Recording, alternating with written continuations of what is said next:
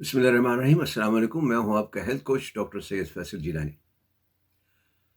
ہاتھ پاؤں ٹھنڈے کیوں رہتے ہیں؟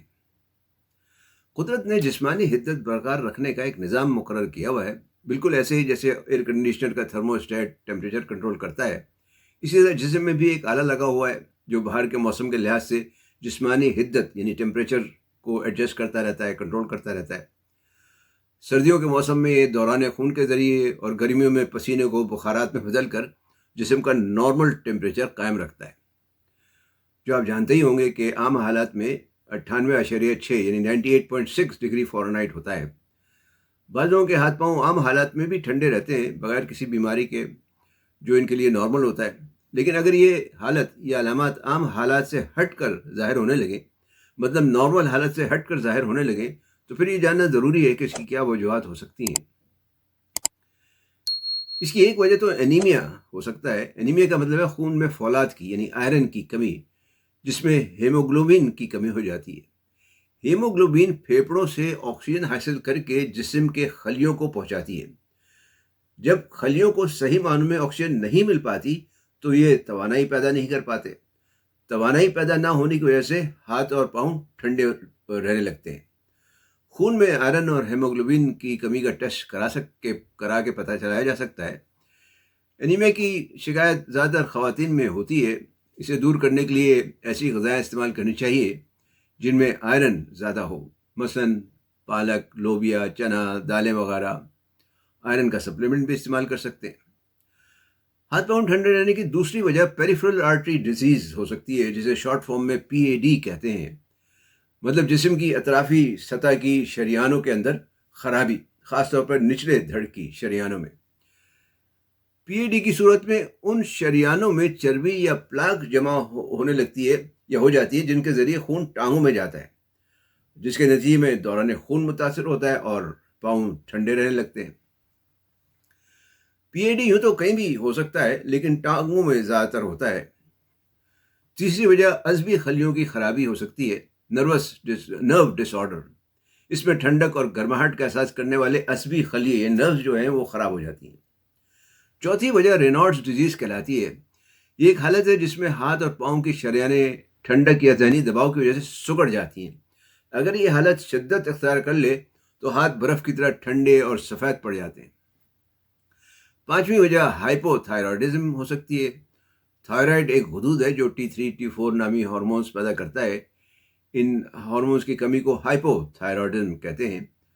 ہائپو تھائرائڈزم پہ میری ایک ویڈیو بھی ہے، وہ بھی آپ دیکھ سکتے ہیں۔ اس میں جو ہے یہ مختلف نظام یعنی میٹابولزم کو کنٹرول کرتا ہے، اور اس کی خرابی کی وجہ سے بھی سردی زیادہ لگتی ہے، بلکہ تھکن بھی ہوتی ہے، جوڑوں میں درد، اکڑن، جسم میں خشکی، بال وغیرہ گرنے لگتے ہیں، ڈپریشن ہو جاتا ہے۔ چھٹی وجہ ڈائبٹیز یعنی ذیابیطس ہو سکتی ہے۔ ذیابیطس کی وجہ سے بہت سی دوسری بیماریاں پیدا ہو سکتی ہیں، امراض قلب، امراض گردہ، آنکھوں کی خرابی، خاص طور پہ ڈائبٹک نیوروپیتھی جس میں اعصابی خلیے خراب ہو جاتے ہیں۔ امراض قلب کی وجہ سے شریانوں میں سختی اور پلاک جمع ہو جاتی ہے، دوران خون متاثر ہوتا ہے۔ ذیابیطس میں نہ صرف ہاتھ پاؤں ٹھنڈے رہتے ہیں بلکہ سن بھی ہو جاتے ہیں۔ ایک وقت آتا ہے خاص طور پر پاؤں پر ہر قسم کا احساس ختم ہونے لگتا ہے، جو نہایت خطرناک صورت اختیار کر سکتا ہے۔ اس لیے ذیابیطس کے مریضوں کو بہت احتیاط کرنا چاہیے۔ ساتویں وجہ پھیپھڑوں کی خرابی ہو سکتی ہے۔ پھیپھڑے اگر خراب ہو جائیں تو خلیوں میں آکسیجن لینے کی صلاحیت کم ہو جاتی ہے۔ یہاں آئرن یا ہیموگلوبن کا مسئلہ نہیں ہوتا، بلکہ پھیپھڑے خود صحیح طرح آکسیجن نہیں لے پا رہے ہوتے، اس لیے خون میں بھی آکسیجن کم ہو جاتی ہے اور جسم کے خلیوں کو بھی کم ملتی ہے، جس کی وجہ سے ہاتھ پاؤں ٹھنڈے رہنے لگتے ہیں۔ ہاتھ پاؤں ٹھنڈے رہنے کی اور بھی کئی وجوہات ہو سکتی ہیں، لیکن یہ زیادہ اہم ہے۔ اب سوال یہ ہے کہ ان کا سدباب کیا ہے؟ تو سب سے پہلے تو ڈاکٹر سے مشورہ کر کے جن چیزوں کا ٹیسٹ کرایا جا سکتا ہے ان کا ٹیسٹ کروا لینا چاہیے، مثلاً آئرن، ہیموگلوبن، تھائرائڈ اور ڈائبٹیز کے لیے HbA1c وغیرہ، اور پھر ڈاکٹر کے مشورے پر عمل کرنا چاہیے۔ جہاں تک تعلق ہے کہ کون سے نیوٹرینٹس یا سپلیمنٹس اس میں فائدہ مند ہو سکتے ہیں، تو ان میں ایک تو ہے اومیگا 3 فیٹی ایسڈ۔ یہ دوران خون بہتر کرتا ہے اور دافع سوزش ہے۔ مچھلی، فلیکس سیڈز اور اخروٹ وغیرہ میں، ڈرائی فروٹس میں اچھی مقدار میں پایا جاتا ہے۔ دوسرا آئرن ہے، جس پر پہلے بات ہو چکی ہے۔ तीसरे विटामिन बी कॉम्प्लेक्स है। बी कॉम्प्लेक्स आसाब को ताकत देने के लिए नहायत ज़रूरी है। गोश्त, मछली, अंडा, दूध, दही वगैरह में इसकी अच्छी मकदार पाई जाती है। चौथा है विटामिन डी। ये सूरज की रोशनी से भी हासिल किया जा सकता है, लेकिन जो अगर सही मानों में ना मिल रहा हो तो इसे सप्लीमेंट के तौर पे भी ले सकते हैं। दौरान खून के लिए अच्छा है। पांचवा है मैग्नीशियम। ये खून की नालियों को मुलायम और लचकदार रखता है, जिसकी वजह से दौरान खून बेहतर होता है। ये खुश्क मेवों, खाने वाले बीजों और अनाज वगैरह में अच्छी मकदार में पाया जाता है। इन तमाम न्यूट्रिएंट्स के सप्लीमेंट्स मार्केट में दस्तियाब हैं। आप चाहें तो इनके सप्लीमेंट्स भी इस्तेमाल कर सकते हैं। उम्मीद है ये मालूमात आपके लिए फ़ायदेमंद होंगी। इन्हें अपने दोस्त अहबाब से भी शेयर करें। इल्म फैलाना भी सदक़े जारिया है। वीडियो देखने का शुक्रिया। सेहतमंद रहें, तंदुरुस्त रहें, शाद आबाद रहें।